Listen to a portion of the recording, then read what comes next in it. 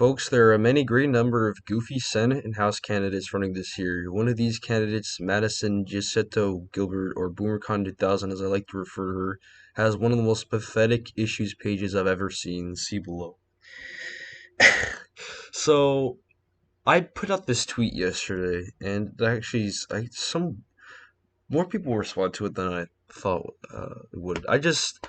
I put out this tweet primarily because I had been discussing this candidate in a group chat on Twitter.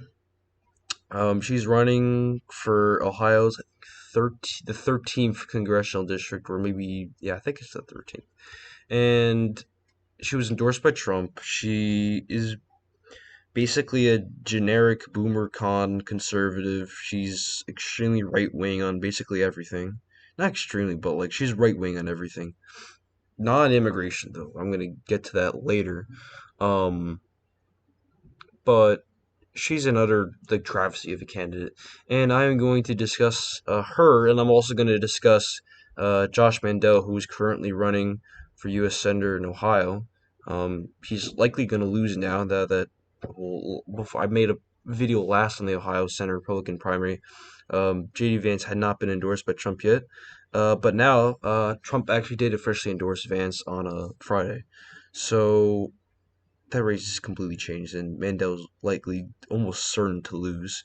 So I'm going to discuss her, and I'm going to get to Mandel, and I'm going to broadly talk about foreign policy, which I don't think I've done in a while. I've mostly focused on, I'd say, domestic issues, but foreign policy is another important issue where you see a lot of terror. Like it's often the where you can see like what makes a good candidate and what makes a bad candidate. We're gonna see how this is gonna make two terrible candidates. So I'm gonna get to her website pretty soon, but yeah, I made this funny joke yesterday. I'm fed up with the current level of incompetence in Washington. I want more of it. I'm just referencing what she said here. So, anyways, she is a she's never ran for political office. I think she's in her early 30s or something. She's running for Congress again for some reason. I don't know why. She was endorsed by Trump, unfortunately, so she's likely to lose. Sorry, win. She's likely to win the primary and likely the general election. Because I think the 13th district in Ohio, I think it's held by Democrat, but like it's likely that they lose. I think so. Um, but anyways, enough about that. We're gonna just talk about how terrible of a candidate she really is. So I don't even know. I don't even. I'm not even gonna. I have not watched this video. I mean, I've basically everything you need to know about her. You can get it easily from this website, which I actually like because it's actually at least honest.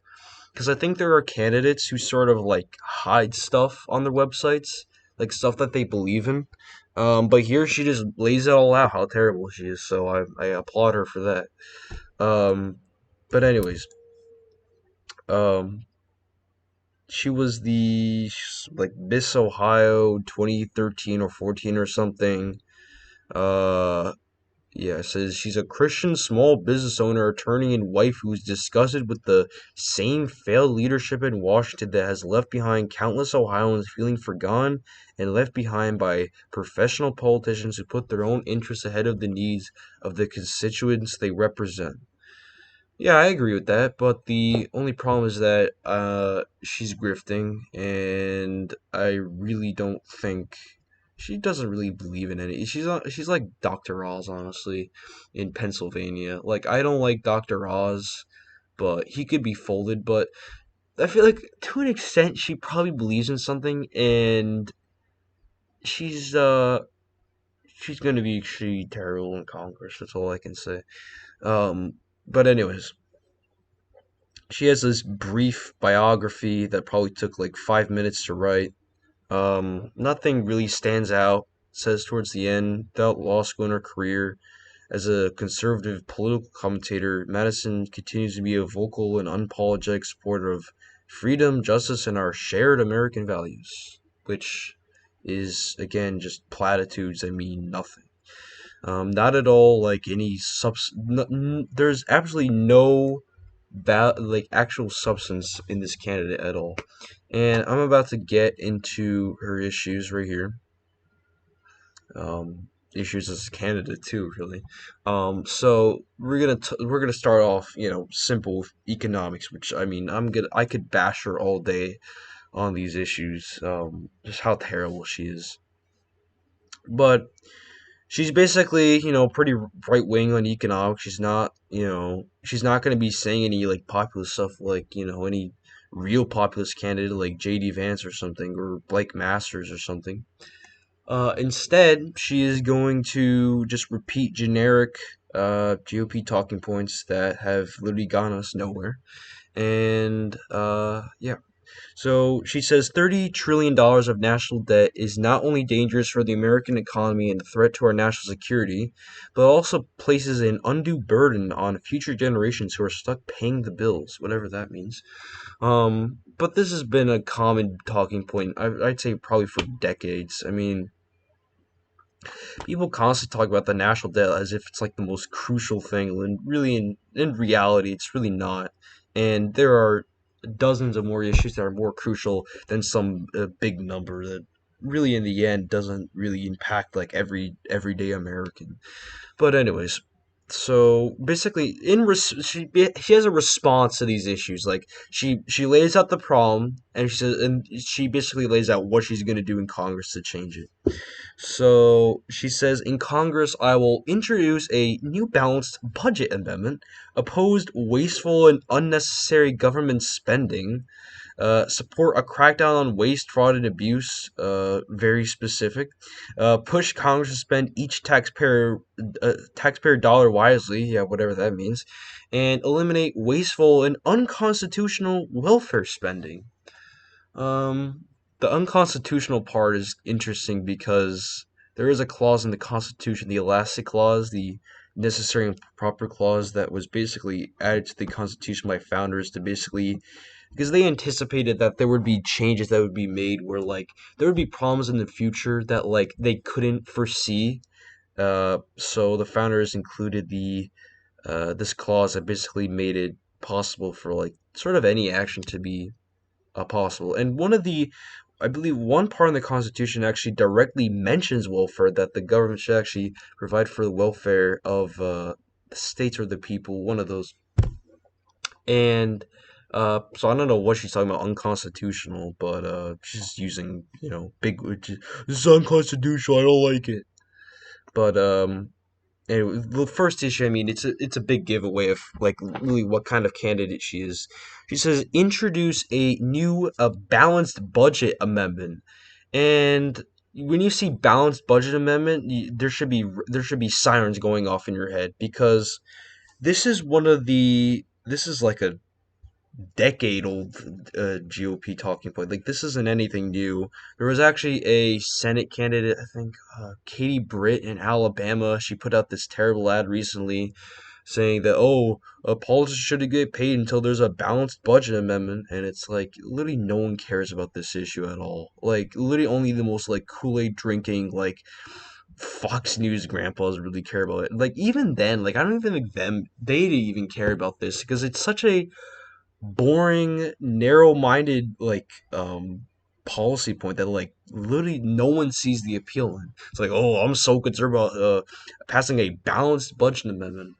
Um, but I mean, again, she wants probably cut welfare. Yeah, that will definitely work. That's gonna get you votes. And it's honestly a joke. And she's again non-specific. We got opposed wasteful and unnecessary government spending. Again, gonna probably not gonna attack military spending or or the massive foreign subsidies we send out to other countries. She's gonna cut welfare. That's exactly what we need to do. So again, first issue, she's already terrible. Like if this was the only issue on her page, I would just I'd just come to the conclusion immediately. Like you're a terrible candidate. But it's gonna get worse from here, and we're gonna skip the Second Amendment because it's basically a pretty stereotypical Republican issue that I don't really have a problem with. But anyways, Taxes, jobs, and the economy. So here we go. Joe Biden, Nancy Pelosi, and the Democrats have pursued radical policies. By the way, Biden has literally done nothing. He's the most ineffective presidents ever, honestly. But they've caused record high inflation, damage the American economy across the board. Meanwhile, the inflation problem is much more complex than like big spending, really. But like, anyways, I'm gonna skip past that. How does working families deserve a champion in Congress that will prioritize their economic interests? And it's always funny because you like put quotes yourself at the bottom, like as if like you want to assign credit to this crap. But uh, so we're looking at these responses here. Support tax cuts for the middle class. I heavily support that. Support simplification of the tax code. Yeah, for regular people. Support the downsizing of the IRS to prevent the unnecessary and unfair targeting of taxpayers. I guess that's fine.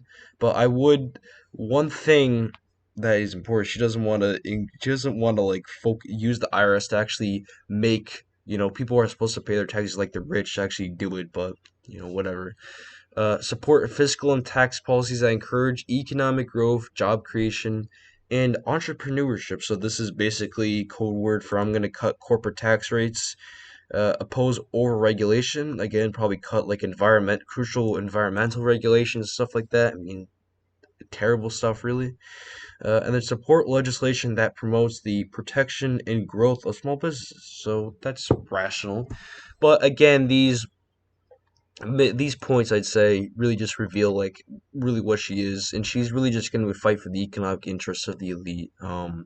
She's not gonna be this populist champion really at all. She's gonna be it's funny because you said champion here, but she's another travesty. Anyways, so that's basically we're also the manufacturing part is also like extremely brief. But I don't want to spend too much. We're gonna get to immigration. I'm probably gonna get to Israel. uh, I'm also gonna get to communities, military, and then also the Israel and foreign policy stuff. And I'll try to move on because I don't want to be stuck on this website for like 30 minutes. So, but anyways, this is actually probably one of her longest issue pages. Like in terms of the responses and the and also it's not even big. I could honestly write this in like 2 minutes. But anyways, her first line is, "We are a nation of immigrants." So, again, big red flags are like, they should be seen here. So, again, with the ridiculous. So, look at this. A nation of immigrants, but we cannot allow unmitigated illegal immigration to put our economy and national security at risk.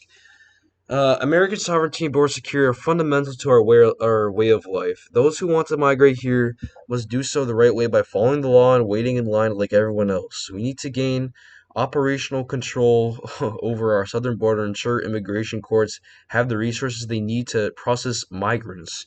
We must begin fixing our broken immigration system, really, preventing illegal immigration, stopping the flow of deadly drugs to our communities, and helping to end human trafficking. So when she says uh, it's honestly fixing our broken immigration system, and the only people, well, there's two uh, people who say that we have a broken immigration system. There are people who are like me, who are like national populists, based people. um, we support limiting immigration, and but that is definitely not what she's talking about here. She's talking about making it easier for immigration, really. And she says to stop the flow of deadly drugs to our communities and helping to end human trafficking. But like again, she's not gonna stop she's not gonna stop the plummeting wages for American workers. She's not gonna stop mass migration uh legally. I mean, she doesn't really care about it. As long as it's legal, that's fine for her. So she's not gonna be like JD Vance again. She's not a good candidate. She's terrible. She's not going to be supporting cutting immigration. But anyways, we're gonna this basically this part is like whatever. Like I honestly don't really care about what she says here. Um, but there is one part where she's like, "Oh, strengthen our immigration system to put American workers first and ensure legal migrants are fully vetted and enter our country according to our laws."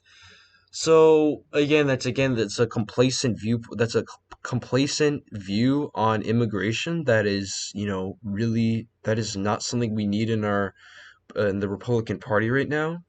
Um, but also, by the way, we even have this: fix our broken immigration system to reduce the immigration court backlog so that those who want to migrate here legally the right way can have their cases heard in a timely manner. So again, she's not pro cutting immigration. She's gonna go along with the Democrats and other Republicans, most of Republicans, to just increase have more immigration, change the demographics of our country, just make it worse off. Um, but anyways, I want to get to foreign policy because this is where I'm really just gonna tear it apart. So she says, "Oh, as a beacon of freedom and democracy across the globe, yeah, for sure. America deserves a foreign policy doctrine that puts our interests first." So this is a mass. This first sentence is literally something that like Reaganites on Twitter would be like, "Oh my God, so true," and they 100% agree with this crap. Shizzy says, as a beacon of freedom and democracy across the globe, again, Trump actually disagrees with this viewpoint in an interview. I think it was in, I think it might have been with ABC. I think it was his first year as president. Actually, no, I think it was with Bill O'Reilly. Here we go. It was with Bill O'Reilly, and he basically said, like, do you think like we've been really good to other countries? And of course we haven't. And that is literally one of the truest things Trump ever said. But here she's not going to adopt that viewpoint. Instead, she's like, oh, America deserves a foreign policy that puts our interests first. Yeah, whatever. And then, but look at this. She's gonna complain about authority. Look at this. We must not turn a blind eye to the rise of authoritarian governments and transnational criminal organizations across the globe. So this is again a massive red flag. Rise of authoritarian, like this is like neocon ridiculous talking points that she's using. So she's going to advocate for a robust foreign policy that puts America's interests and security first. She's not going to look at it and then oppose the Iran nuclear deal that puts Iran on a path to obtaining nuclear weapons while sidestepping the tough sanctions implemented under President Trump. Again, another red flag, opposing the Iran nuclear deal. Hold China accountable for their actions. Support a national strategy to combat the rise of China. I'm not too concerned about that part, but it is again. Look at this. Support tough sanctions against Venezuela and Iran. Like this is not what we need. And look at this. Oppose Joe Biden's weak agenda as embolden America's enemies and put our national security at risk. Like it isn't. This is an utter. This is complete neocon foreign policy um, page, and it's just utterly disastrous. So we're gonna go to military. I think she mentioned something else terrible here. Oh, and no, never. Oh wait. Actually, no, she didn't know this. But um, it is. This is an utter travesty of a candidate page. I mean, the foreign policy page really. I think really the worst. I'd say. I mean, she's honestly terrible on everything. But I think what really stands out is the foreign policy. Oh yeah. Also, I was gonna get to Israel. The foreign policy. Uh, and I'd say also immigration. But this is even worse. We're gonna support our ally Israel. So we're also gonna see this in the Josh Mandel issue page. And what she has done is again putting just simping for Israel constantly. And this is a gigantic problem we've seen, especially among like people like what's his name, Dan Crenshaw in Texas and others, where we were like, oh, Israel's our like greatest ally or whatever, and it's like it's look at this. I fully stand with Israel, America's greatest democratic ally in the Middle East, and we have to strengthen our relationship with Israel and fully support Israel's right to exist. So like. This is not a major issue for Ohioans. This is an elite Washington focused issue that literally few outside of Washington D.C. care about. Literally, no one cares about this issue besides party elites in Washington, and she's gonna go right alongside it. And it's just ridiculous. Strengthen the U.S.-Israel relationship. Ensure Israel is treated fairly. Like, really, ensure Israel is like. So we're not gonna. So do we have to support? We have to support. We have to support Israel. That they're treated properly. Like, what even is this? You're not even like. You're not America first. You're really not. And stuff like this just really proves it. So, and then oppose the anti-Semitic BDS movement. Like, I'm neutral on this issue, but like to call it anti-Semitic is just like utterly ridiculous. Because there are some progressives who dislike Israel, and they want to promote basically boycotts and boycotts on like Israeli goods or whatever to basically stop oppression in Palestine, which again I really don't care about either. But like to call it anti-Semitic is just utterly ridiculous, and you always see this people who will say anything skeptical about Israel, that like maybe they aren't our greatest ally. Maybe we shouldn't be, sending millions of dollars to support their defense systems. Like, do we really need to be doing that? Taking into account the massive domestic problems we have at home? And of course we don't. But anyways, I think this is pretty much all I wanted to get with her. I'm gonna briefly talk about Josh Mandel. I'm gonna show a clip about his answer on the no-fly zone in Ukraine question. This was at an Ohio Republican Senate debate. I want to say late March, maybe around the 24th or something or so, 23rd. So it wasn't even that long ago, not even a month ago. And then I'm gonna conclude the end of the video from there.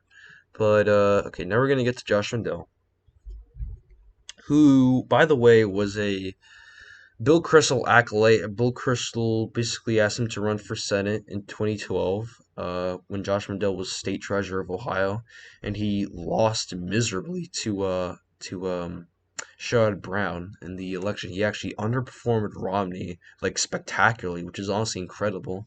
And we're just gonna see how terrible he is even today, even though he pretends to be America first or whatever. It's something he's been begging for Trump's endorsement. He didn't get it, and he's another train wreck on foreign policy, just like her, and just like Madison, whatever. And it's utterly ridiculous. So we're gonna see here. I will fight to ensure that the U.S.-Israel relationship does not become a partisan issue. I'm committed to working with Democrats and Republicans to build coalitions of support for the relationship. I'm also committed to combating figures in both parties who attempt to build partisan walls on the issue.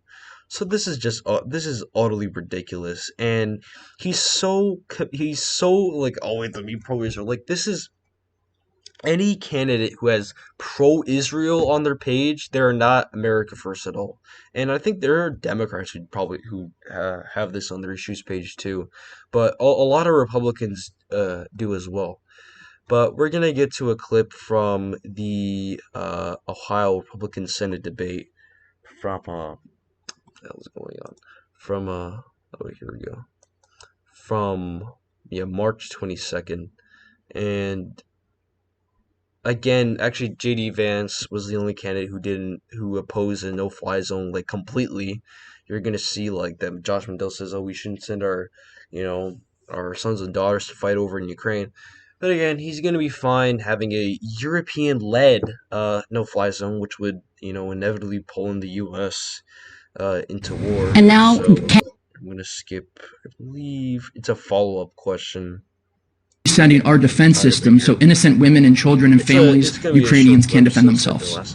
I do have a quick 15-second follow-up for you, Mr. Mandel. The Ukrainians have asked for a no-fly zone. President Zelensky says he's desperate for one.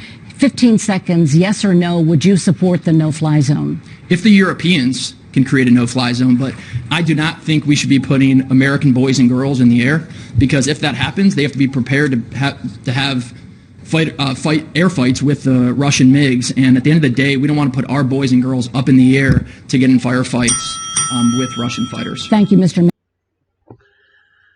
So it's pretty evident that, Josh Mandel, despite all his America First rhetoric, is still a, neocon loving, terrible terrible candidate. And previously, in his response here, he advocated for sending military arms to Ukraine to support the Ukrainians against the Russian invasion. And J.D. Vance was the only candidate to oppose both of those, which I, again, highly applaud him on. But this video is not about J.D. Vance, but this video is basically, this is primarily to attack very terrible, goofy, I use that word a lot, really just goofy Senate candidates who are extremely out of touch with really what America First really is. And again, like, America First is not like, it's not these dumb talking points. It's not all this like endless garbage about just saying America First and just acting like that even means anything. Because it really doesn't. And you have candidates like Madison Giselle Gilbert, Josh Mandel, Mike Gibbons, a bunch of other people who are so like America First that they end up supporting, status quo establishment policies. So yeah, I pretty much addressed everything I wanted to say in this video. And I hope you all enjoyed this video. If you made it this far, then I thank you very much for watching. And I will make some more videos in the future. I've been making a lot more videos recently. I made 2 videos in just like the past couple days. And I look forward to possibly continuing that. So I hope you all have an excellent day. And I'll put a link to every source, every website I've the three. I'll have my Twitter.